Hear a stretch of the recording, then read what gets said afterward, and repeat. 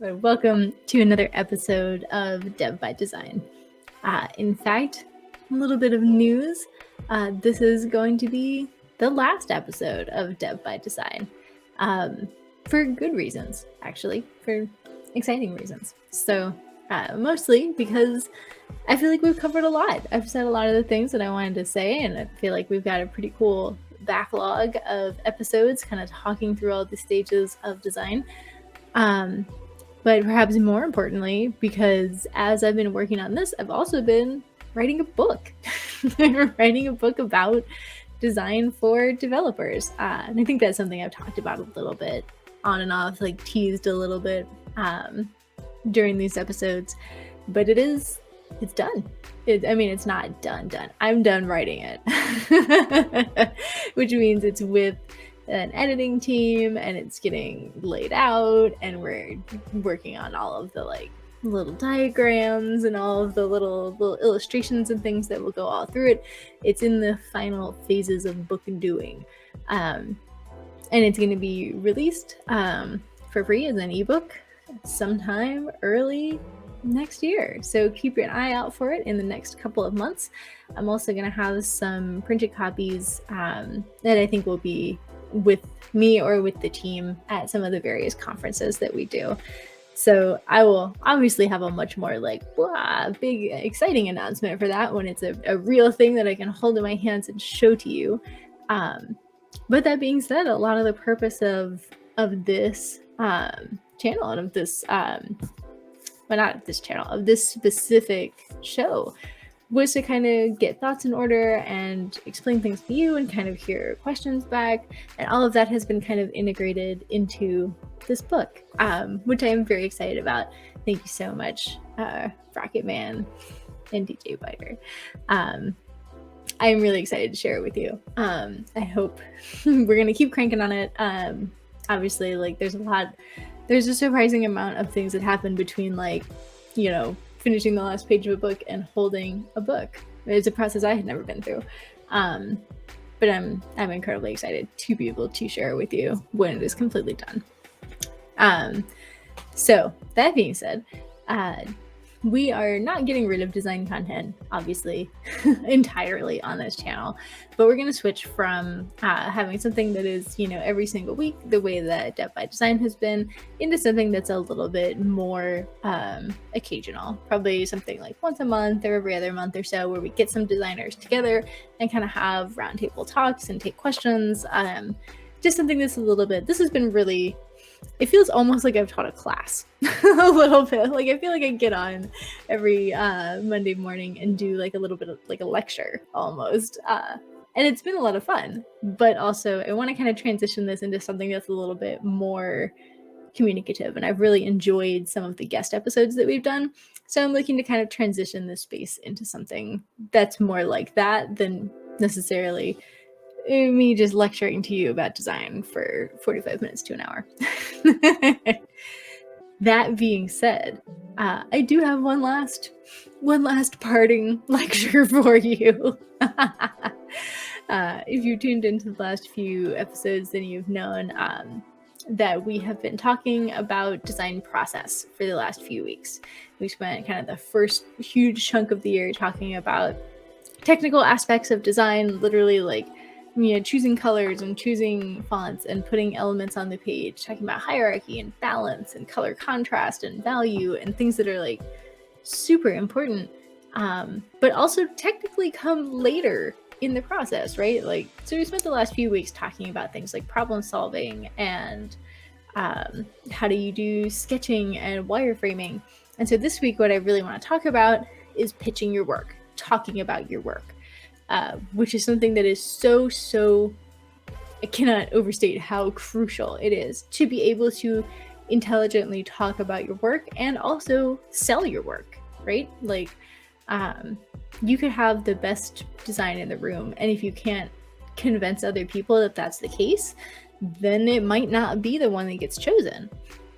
So I want to talk about that a little bit, because I think it is truly a skill in and of itself. And frankly, it feels like the right note to wrap things up on, right? Like everything we've talked about through the entire course of this show, you need to be able to sell it. You need to be able to tell your boss or your coworker or your client about what you've done in a way that will make sense to them. And in a way, you've really got an edge here as someone who might just be starting out in the world of design, because a lot of the work that designers who've been doing design for years and years and years have to do is be able to translate what's going on back to a beginner level. And it's probably something that you've had to do before with your code, right? Like if you are writing up a PR for a feature that you have been in the weeds on for weeks and weeks and weeks, then try to break it back down to like explain it to someone who's never seen it before. You're always like, well, all right, where do I start? And it's kind of the same way here. So in a way, because you're kind of just starting out, you remember so well the things that didn't make sense, right? The things that were confusing about design or disorienting, or that you were like, why would they ever do this? Those are the things that you're going to want to focus on and explain when you are pitching your work, right? So I've been using the word pitch because that's what I got used to using when I was working in ad agencies, right? Is that concept of like pitching your work in the same way as like a Mad Men, like, Don Draper kind of thing, but it's not like that, right? And in fact, a lot of new designers even find pitching really challenging, and rightfully so, because it kind of combines public speaking and salesmanship and the kind of vulnerable feeling of putting your own work up for critique. And that can be kind of scary. Any of those things on their own can be kind of scary. So doing them all at once can feel really intimidating. And sometimes the dial on how scary that feels is cranked up if you've just started out and you're not feeling really confident yet in your own ability to do any of those things. Which is why, almost counterintuitively, the most important thing for you to do during the pitch is to control the conversation, right? And I want to be very clear that does not mean that you are talking over everyone, that you are not listening to people, that you are disregarding things. Controlling the conversation just means keeping yourself in a position of authority, right? Because that is the case when you are pitching your work. You are the designer who has done all the research, who has put in the time. You currently know the most about the design that you're talking about, which places you in a position of expertise and authority. So that means you need to set boundaries and make sure that by the time you have finished the meeting, you finish it with all of the information that you need in order to move the project forward, right? So I really want to talk about tips and tricks and things you should know to make selling your work, pitching your work, as effective and successful as possible.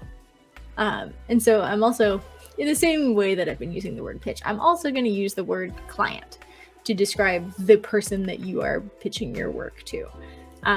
In your case, this might not be a literal client. It might not be someone who is paying you directly for your designs.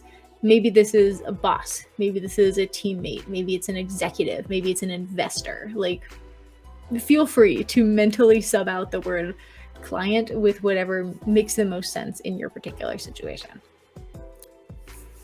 So the first thing I want to talk about is not showing multiple design options, right? Because I think this is something that most people want to do. They want to offer some options. And usually as you're working, you will have naturally ended up with a couple different versions of whatever you're working on, whether you're comparing color schemes or you're personally playing with alternate layouts. Those are explorations that just happen naturally as part of the design phase. And sometimes you don't necessarily feel that one of them is the strongest for sure. And that makes it really tempting, really tempting to put all of those options up in front of a client and let them choose. You'd be like, you know what, whatever, I've done my work. They can pick the one that they like the best. But in fact, this is not a great thing to do. There's almost no faster way to throw off a meeting than to put up several different options. I would almost say it's one of the worst things that you can do.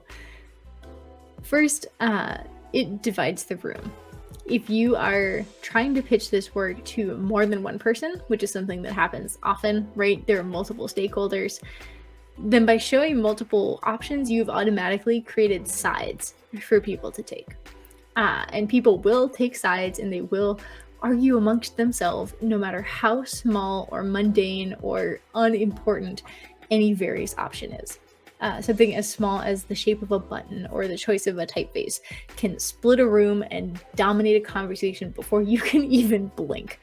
And then you're in a position where you've lost control of the conversation. You'll have to fight to regain it from a crowd that is now deeply immersed in debating button minutia when you have much bigger fish to fry, right? And that can be really, really hard, again, especially if you're just starting out, to try to like jump in and break up that conversation and redirect. The other frankly, deeply annoying thing that I have learned about showing multiple options is that without fail, the client will choose the one that you like the least. You will always have one design that you favor very slightly, even if you think that you don't. And if you don't believe me, you can flip a coin about it, which is how I always do, right? So when you do this, either as you flip the coin, you will catch yourself wishing for one option or another before the coin, hits the table. And in that case, you already know, right? If you're like secretly rooting for one option, then use that one, right?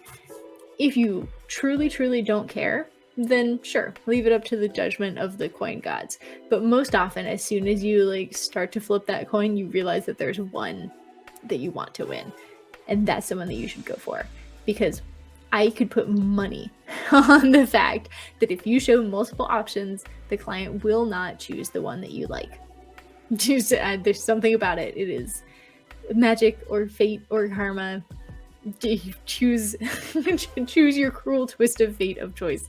But they will never choose the one that you like the most. Also, hi, good morning, Sean.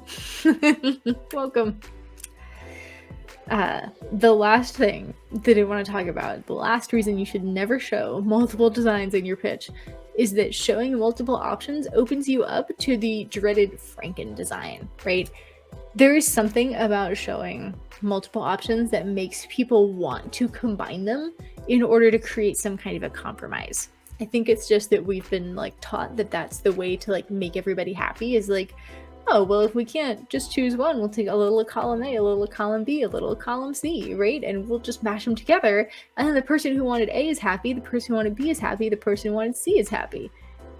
And I'm sure it probably does satisfy all of the stakeholders, but it creates a design that is usually horrendous because you designed each of those individually, right? It disregards the context that you, the designer, had in mind when you were creating those separate individual designs.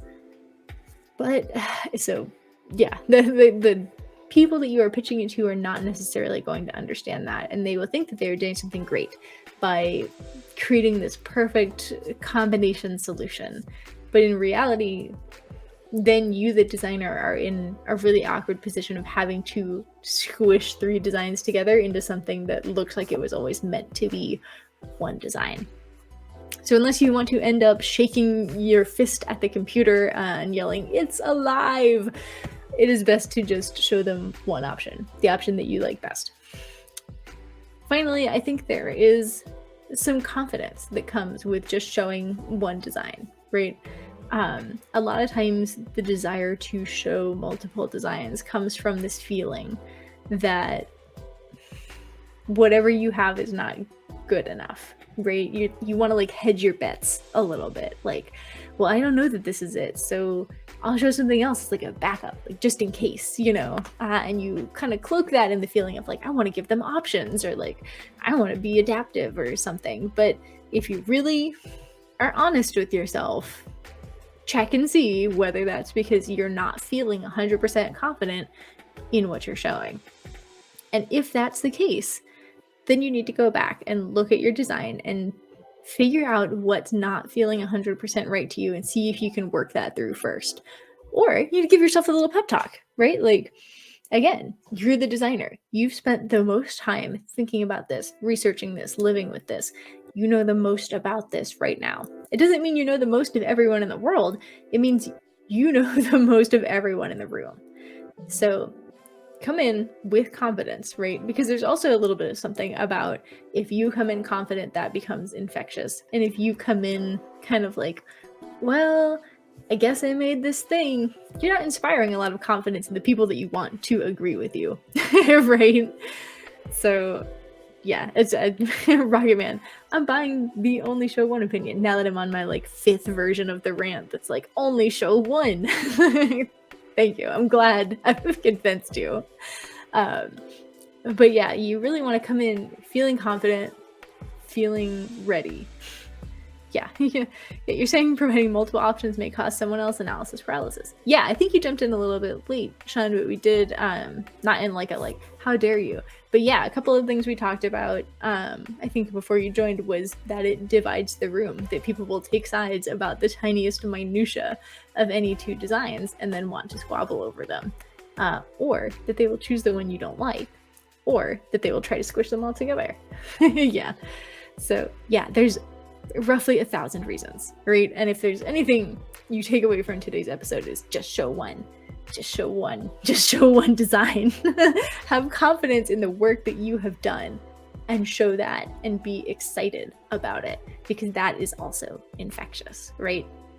You really want them to feel like this is the coolest thing since sliced bread, and your attitude has so much to do with it. So another thing that I want to talk about, and it's kind of coming off of this idea of coming in with confidence and decisiveness, right, is how you guide them through your thought process, because that's a huge part of what the pitch is, right? It's kind of talking them through your design, and ideally that should include talking them through your design process as well. And a really common mistake that I see a lot of new designers make is that they will put something up on the screen and go like, so what do you think? And I will tell you, that statement will always be followed by crickets. It is going to be, you're going to create the most awkward silence for about 1 to 2 full minutes. It is awful, because what it does is it creates a really difficult situation on both sides. Because it makes you seem like you're not confident in your design.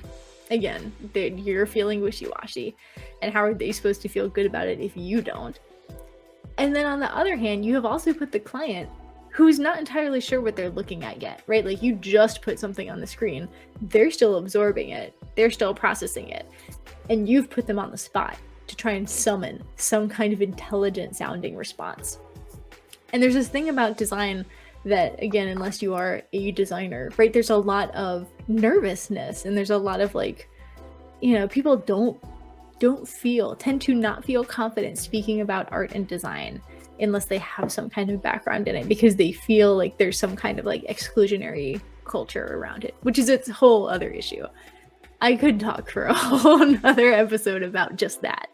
But it's suffice to say, it's not true. Everyone is capable of assessing art and design, but a lot of people will not feel comfortable doing so.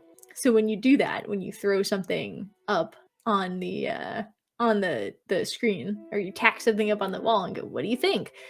They feel really pressured to say something that sounds smart about it. It puts everybody in the room on their back foot. It makes the atmosphere so awkward and so charged, and it is so hard to bounce back from. Sorry, I got distracted. There's some good stuff in the comments. Analysis paralysis. What I get at the start of a game jam trying to come up with good ideas. Yeah, there is that feeling of like, oh man, what am I supposed to do with this? Where should I go from here? And then cats and dogs getting along. Her future show asks, I'm a dev in a small company who has to try and do design as well. I feel you. Would love to have our designer do the XAML resource, dictionaries, and custom CSS directly, but love a kind of how-to on getting started with that dynamic or workflow. Ooh, that's interesting. Well, part of what I'm going to loop back around and say, because I said it at the very beginning of the episode and there weren't very many people on yet, this is in fact going to be the last episode of this show as in its current format. And as I was saying earlier, part of it's because I finished the Dev by Design book that's going to encapsulate a lot of the stuff that we've been talking about. And so that'll be released as an ebook sometime early next year. Yay. But this show is we're gonna transition it. It's not gone, but I'm not gonna come on every Monday by myself and lecture for an hour anymore. We're gonna kind of move this into something that has a less frequent cadence, probably once a month or so, and it's gonna be more of like a roundtable with other designers or developer/designers, where you can you can ask questions that are actually just like this, because that's really what I want to do, is transition the show to be less of a I'm starting to feel a little bit like a professor, which is a little bit fun in some ways, but also it feels weird to sit up here and just lecture. So I would love to get a space together with a panel of experts where you can basically come in and ask all of your design questions. So that's what we're shifting this towards. So I'm excited about it, and yeah, so thank you. I'm very excited about the book. Yeah, there will be specials. We're not just axing Dev by Design. I promise. It will be back. It will just not be every Monday at 10 a.m. Eastern time where I talk by myself for an hour. And thank you. Yeah, it was one of those things. It has been a lot of effort, and it kind of worked out because I was writing the book at the same time. So it was this thing where it was as I was writing chapters of the book, or as I was writing topics for the book, I would come on, and basically you guys were my beta testers. So thank you. Everything that I've talked about here, I took all of your comments and questions and all of the conversations that we had, or times when you were that doesn't make sense, and I revised what I had written and what I had prepared, and that's what it became, the book. So in all honesty, I literally could not have done it without y'all. So thank you, first and foremost. But yeah, I definitely want to keep it going because I appreciate y'all. And so we're not done. I want to emphasize that we're not never talking about design again. We're just gonna bring in some guests to talk around some focused topics, and it'll be more conversational, which I think will be more fun for everyone, honestly. But also, thank you. Y'all gonna make me cry. So, but I wanted to go back and actually talk about and maybe answer this question that you threw in the chat, because it's a good question. And I'm gonna sum up and maybe generalize it a little bit. So tell me if I'm too off base. It sounds like what you are looking for, right, is how to talk to a designer about taking on some responsibilities that might be a little bit more developer oriented, right? So you, the developer, have had to take on a lot of design responsibilities. So you want to share some of those, right? And some of the things that might be considered more developer responsibilities, like handling the CSS directly, you would love to pass back to the designer, and how to get started with that. I think it will probably be an easier sell than you think. So that's the good news. I don't know the specific designer in question, but a lot of designers have to know a fair bit of development information already. This person may not have necessarily experience with the developer workflow, but they probably have a passing, if they've been doing web or application design, they probably already have a passing knowledge of the capabilities of CSS, right? And probably even some of the general structure. They might need to do some 101 type classes, right, in terms of CSS syntax, probably more so with the XAML stuff, which is probably more out of their range. But I would bet, just based on my experience, right, when I was strictly a designer and I was working with developers, there's so much that you have to know just about what CSS is capable of, how the box model works, how responsive design works, that you pick up a lot of that kind of, especially CSS knowledge, just by nature of being able to do the design work well. So you're in a good position there. I would say when I was starting to make that shift, the thing that was actually hardest for me was the developer workflow, which is completely different, just a horse of a different color to the design process, right? In terms of submitting code and opening PRs and trying to like integrate my code into a larger code base that lots of people were working on, design tends to be less collaborative in that way. So there was a little bit of a mental shift there, and it's just a whole different set of tools, right? Yeah. And some of that has changed. Like I struggled so much with like Git when I first started that I wanted to just tear my hair out. But now there's lots of like really good WYSIWYG or like GUI style things that will help you kind of visualize the merge structure. And that might not even be something that you want them to take on. I don't know. But I would kind of try as much as you can to remember what it was like when you first started. Give them resources, right? Point them towards things that will be able to help them kind of bridge the gap. They probably already have the high level knowledge, so I think the technical how-to that you'll want to focus on is going to be the really granular stuff that has probably become muscle memory to you in terms of the process of committing code or how to merge code into the code base or whatever, fill in the details of your code base and system here, right? That kind of stuff is going to be, I think, harder than necessarily mastering CSS to them. But yeah, that's my 2 cents. I hope that helped. Man, yeah. A couple questions. Is there going to be a giveaway when the book is published? Yeah, I think so. So I was talking a little bit. We will be releasing the ebook for free. I think it's going to probably, because it's part of because it's going through my company, which is helping Progress. Yay. Name drop. If you didn't know who was behind the Code It Live channel, it's Progress Software. But yeah, we'll be releasing it as an ebook. I think it will be behind like an email address kind of wall, but not a like pay money for it wall. So you can get the ebook for free. We are also going to print some copies, and I will absolutely be giving some of those away because I want to. So yes. An overlaid gamer. You're going to replace the show with developers talk track.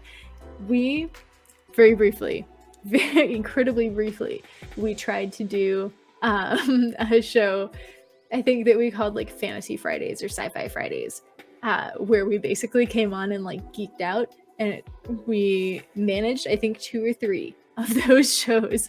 And we just could not. It was right in the middle of summer when like conference season was at its height, and all of the like dev advocate team was traveling everywhere all the time. And we just couldn't get our shit together to do a weekly show. But we have tried, and we do enjoy, and we love the whole DevRel team is just deeply nerdy, unbelievably geeky. Maybe not unbelievable. It's actually pretty believable. But yes, that has existed. We will maybe try to get it to exist again. It's not going to be the replacement for this show because, like I said, we're going to keep doing Dev by Designs in a different format at a slower cadence.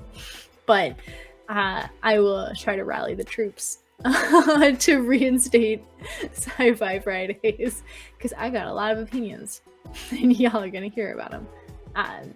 No, but really, we were just last week. We were doing Thankmas stuff. Actually, that might have been the week before last. And we were literally like, we should get the team together and do like a charity D&D game. Everyone was excited. None of us could make it work on our schedules. So the intent is there. The drive is there. The calendars are not. We're gonna eventually figure it out. But my God, you'd be surprised how hard it is to get 4 people in the same place at the same time. Sure. Oh, I love this. In my first QA job, we had a mock D&D game called Databases and Developers. I love that. When one of the like podcasts that I listen to, which of course is also nerdy, Hello from the Magic Tavern, which I think is hysterical. The whole thing takes place in a fantasy world, and they often joke about like a tabletop role-playing game called Offices and Bosses. It feels like same energy, right? But okay, great. I'm going to jump back into talking about pitching your work, and I want you to know that I'm not shutting down the conversation that is happening in the comments because I love it. So, so keep going. But I was talking about guiding people through your thought process when you are pitching them your work, right? And we were saying that you don't want to just throw it up and be like, "What do you think?" Because it's really hard to reply to that. Don't worry about it. We are literally just here to hang out and talk design. This is not formal. Sidetrack away. But anyway,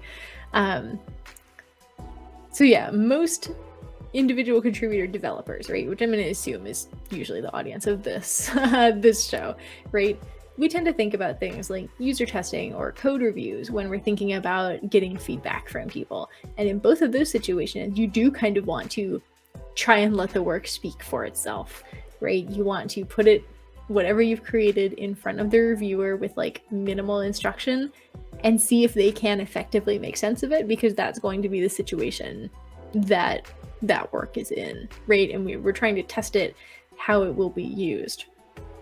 But that tends to happen at the end of that process, right? So like when we're testing something that we've developed, it's usually like pretty much developed, and we're doing that testing like we're like beta testing, right? Or we're testing before we release a new feature, but it's pretty much done. Here though, at the design, it's still relatively early, right? We're at the end of the design process, but we're still at the beginning of like the software creation process. So it's not ready, to be just put out there with nothing else. What we are looking for at this point is feedback on the general solution. We don't really want them to assess like the copy or the specific icons that we've chosen, right? Those things are minutia that we can change later, that we will probably catch in user testing, right? We want to focus on things like the user flow and is this solving the problem? And, it's a different level of feedback. We don't really need the granular feedback yet. We want the high level feedback. And it's our job to kind of encourage the client to focus on that big flow and to redirect the conversation if we feel like they're being caught in the weeds, right? Because this is the point at which it's easy to change a color. It's easy to change a photo, whatever. We can do that. In this session, we want to be checking bigger things. We can hash the details out later. So a better option for presenting your work tends to be to kind of talk your way through your thought process, like how you would if you were like leaving comments in your code for a junior developer. So you want to show your work and then kind of walk them through it. So you might put something up and go like, okay, this is the solution that I am proposing. So when the user opens this page, they will see X, and that prompts them to choose between Y and Z. And we think that makes the most sense because we found in our user research that blah, blah, blah, blah, blah, because you have that contextual information that they don't necessarily have yet. So, if they weren't in that user testing or research session, they don't know. You got to tell them. That's your job. So you got to loop them into that rationale and kind of talk your way through how you made each decision on the page. And that brings them up to a place where they have all the same knowledge that you do, and then they can assess in a way that makes sense. Also, hi Aztec, welcome. But yeah, much like development, a huge part of design is education, because these are both such they're not niche specialties in that not a lot of people do them, but they're niche in that the people that you're talking to aren't always other experts, right? When you are talking to someone who is not as well versed as you are in your area of expertise, you need to break things down for them in a way that feels approachable, but also not patronizing.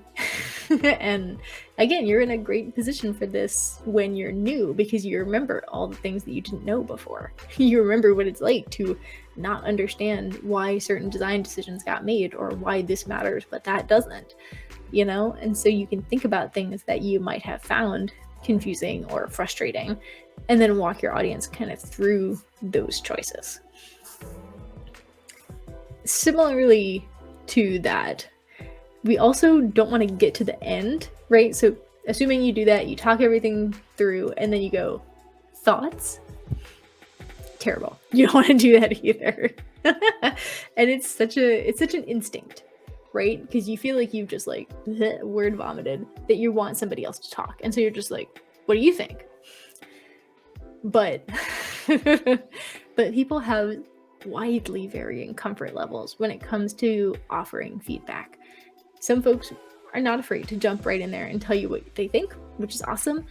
But many others, especially again, if this is not like internal, so if you're working with your team and you've been working with them for years, they're probably ready to tell you what they think, you know? But if you are working on something and then you're showing it to a client, you know, someone who has hired you, or you're a freelancer, you're showing it to a client, or you're new on a team and you're trying to pitch it to, you know, whatever. Or Overland Gamer says, or family members. Yes. They will. Trying to get the truth about an opinion, a design opinion from a family member is like pulling teeth. You will simply never do it. But yeah, they will be hesitant. They will try to be polite, or possibly, again, going back to this idea that like not everyone feels confident talking about art and design, they might not even know how to start. And so when you just like throw the doors open wide and you're like, tell me what you think, you will again probably get several minutes of complete radio silence, which is uncomfortable for everyone. And then when someone does manage to break the silence, it's almost always going to be something surface level and unhelpful, like, looks good to me, you know, or I like the blue. And you're gonna be like, thanks. You know, it's not actually information that you need in order to iterate and move forward with the work. It's not helpful. People are just trying to say something because the silence has become so overwhelming. Instead, what you can do to kind of prevent that is to guide the conversation by asking specific questions. So things like, what did you think about the onboarding flow? Do you think this menu organization makes sense? I'm curious how you feel about this new modal design. Do you think this color scheme fits our brand? You know, things that have more targeted questions with more specific answers. Those will provide jumping off points for people to enter the conversation, and will kind of fast track you towards specific and targeted feedback, which is what you really want, right?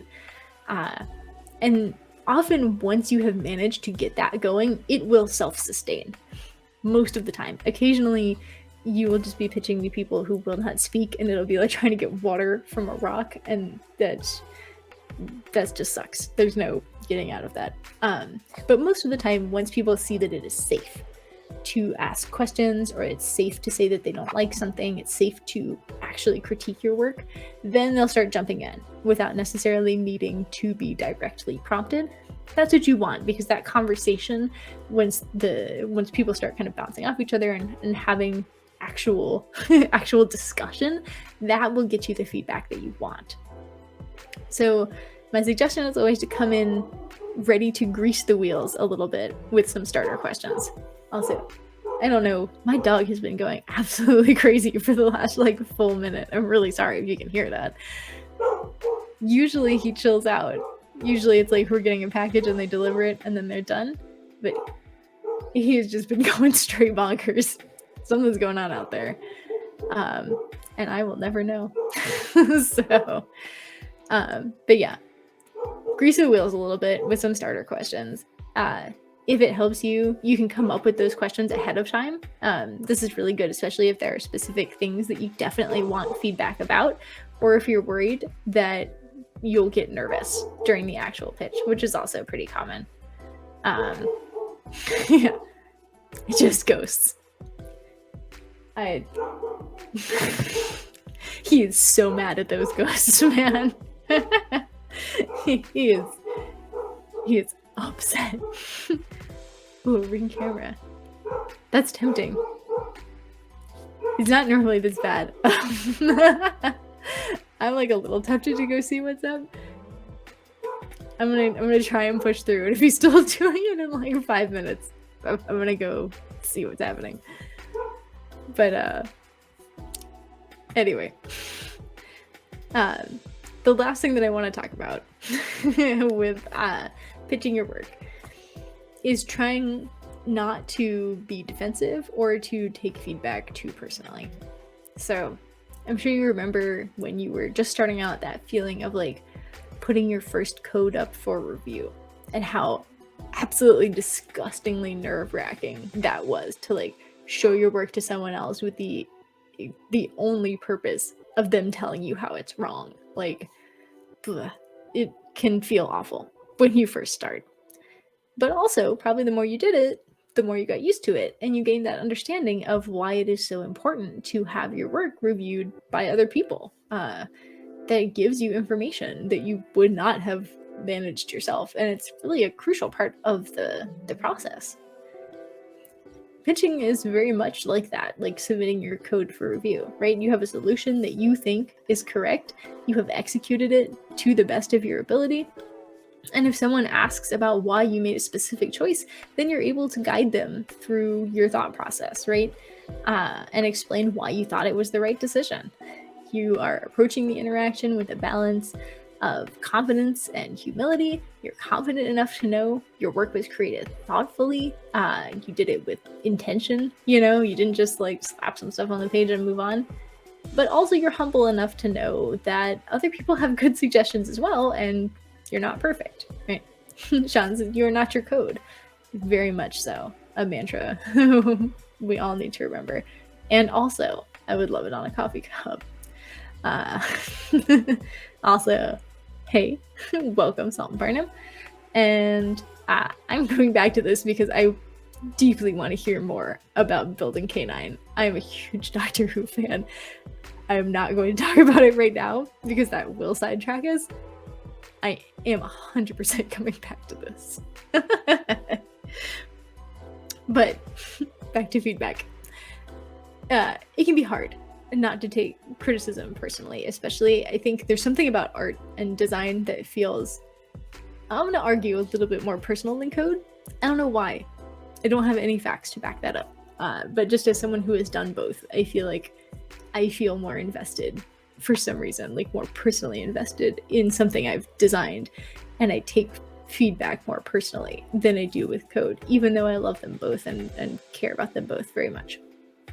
Don't know. Shrug. But as always, right, you are not your code. The feedback about your work is not feedback about you as a person. And I wish I could tell you there was some like magic way to build up this thick skin, but I have found that the only way to do it is to just show people your work over and over and over again and get desensitized to the feeling of putting your work up for critique. It's not personal, it's not hurtful, it will make you a better designer. The feedback is good, it improves your work, it improves the final product, which is the goal, right? And getting feedback early is always better than getting feedback late in the process when it's harder to fit it in. It's way more disruptive. When you get a critique that feels harsh, which will inevitably happen, you always have to kind of fight back that first knee-jerk instinct to like refute it or argue with it or otherwise prove that that other person is wrong in some way, because it feels embarrassing to look wrong in public. And so there's this, we have to be like, no, you're wrong, I'm the right one, but it doesn't mean that anyone is wrong. It just means you have differing opinions.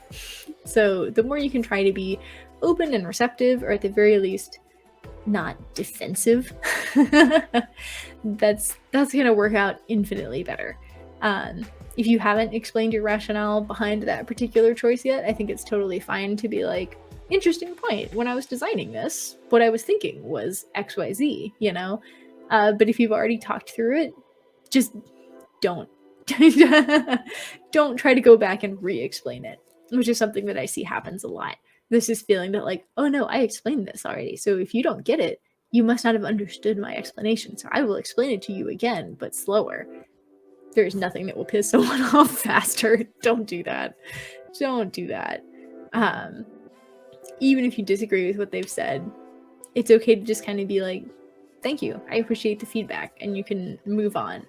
And absolutely do not let any single interaction derail the entire meeting. Because I think that's most often what happens here is we get hung up on something. And sometimes the client is wrong. Shock, you know, right? Like sometimes you will get feedback that is objectively incorrect. Them's the breaks, you know, right? Like, but if you spend the whole rest of the meeting explaining to them why they're wrong, you've squandered your chance to get any more other feedback that might actually be useful, or from other people in the room who are, you know, more immersed in the context, or, you know, whatever.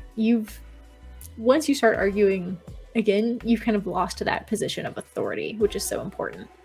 And I think a lot of people feel that if they don't defend themselves, then they've lost the position of authority, but in fact, it's almost always the other way around. As soon as you find yourself in some petty back and forth, it's over, you know? Like, and it is so easy to get drawn into those little tiny back and forths. So I always try to focus on like, okay, what do I need from this meeting? Was it, you know, if it was not to determine the font, then this is not important. I can let it go, you know? Right for them is not always wrong. And yeah, it's always stuff like this. Should we remove the under construction GIF from the site? You could spend 30 minutes debating that with a client. I swear to God. And it will derail every other thing. And you will leave, maybe even, if you're lucky, by the end of the meeting, you hash that out and then you get nothing else. And you've just wasted an hour and a half of your time and everyone else's time. Yeah, the more you can just kind of take note of every piece of feedback and let it roll off your back, sometimes you will even come back to that. And when you're not in a situation that makes you nervous, something you've come into emotionally charged already, you might even agree. They might even be good feedback and you just weren't in an emotional place to receive it when you were so tense about presenting. So I usually just thank everyone. I ask questions about critiques or feedbacks that I just literally don't understand, or if I need more information from them about why they felt a certain way or what I could do to change it. I want to ask those kinds of questions. In that meeting, I don't want to get into the situation of deciding if it was right or wrong. Whatever I might think, yeah, no way. And that's okay. We can still keep talking, you know? So as much as you can keep the ball rolling, keep the conversation moving, that's going to be to your benefit. So, as I said before, when you are pitching, you are the expert in the room. Even if you think of yourself as a design novice, you are the expert of this particular design that you have created because you did the research, you did the sketches, you explored all the options, you worked through all of the problems, right? So by the time that you pitch, you have put more time and thought and effort into this design than anybody else that is in that room. And that does not mean that your design is perfect and that you don't need any feedback and that, you know, whatever. But it does mean that you need to speak confidently about your decision making, and you need to know that you have considered things that they haven't yet, and you need to exude confidence as much as humanly possible when you are pitching your work. Sometimes that pitch will be successful. Everyone's sold. That's the ideal, right? Is you show it and everyone goes, oh my God, that's the most beautiful thing I have ever seen in my whole life. What a clean, perfect, wonderful solution. And then you get to hand it off to developers and they say the same thing to you. Yeah, that's the dream, right? Has that ever happened? Probably not to me. But that's the fantasy. But most of the time, you end up going back to the drawing board with some new ideas and some feedback, and maybe there's something that they thought about that you hadn't. Good stuff, right? Because ideally, you want to kind of like, sharpen knives. You don't sharpen knives against each other. You know what I mean? Like the feedback makes everyone better, and it makes the work better, which is what matters. And going from a pitch back to the drawing board is not a failure, which is something that I see a lot of people kind of feel. I feel like that happens a lot, right? Is that people will be like, they told me it wasn't good enough and now I have to do a second version. No, that's normal. That's how this works. Like 90% of the time. No, it is so rare to pitch something and have everyone agree on round one and just immediately be able to move on. Almost never. It's not a failure. That's normal. It's part of the iterative process. Sometimes you have to loop through it more than once in order to find the right answer. So don't ever feel discouraged.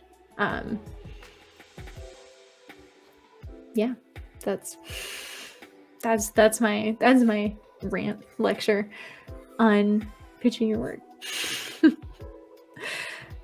And now I'm going to indulge myself by looping back to this comment. I need to hear more about this overland gamer.